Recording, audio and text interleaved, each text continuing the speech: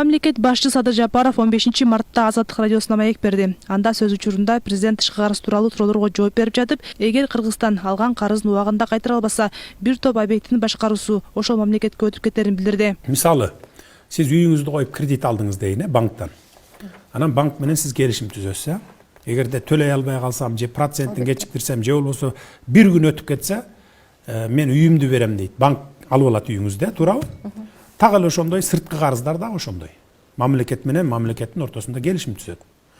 Төлөй албай калсаң же бир күн кечиктирсең, анда могул проектини мен алам дейт. Мисалы ТЭЦ, түндүк түштүк жолу, датка кемийин деген. Ошолорго алганбыз да баарын мынакей, ушунун баарын. Эгерде убагында төлөй албай калсак, анда башкаруу ошол тарапка өтүп кетет деп кол коюлуп калыптыр. Азыркы сиз санап өткөн объектилерди. Мен санап өткөн объектилер ошондой. Андан башка деле, мисалы алар жетпесе, андан башкасын дагы алганга укуктары бар. Эми бул жерде мурдакы бийлик ошондой деп кол коюп койгон экен договорго.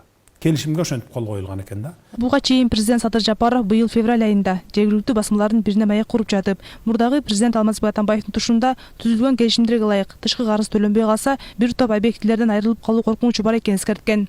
Белгилей кетсек, Кыргызстандын жалпы мамлекетке карызы 4 миллиарддан ашык. Ал эми анын ичинен эң көп карыз Кытайдын экспорттук импорттук банкынан алынган. Маалыматка караганда, Кыргызстан тышкы карызы тейлөөгө жылына 20-30 миллиард сомдун тегерегинде каражат жумшайт. Ал эми бул сумма 2025-2026 жылдары 2 эсе арбый турганы айтылган.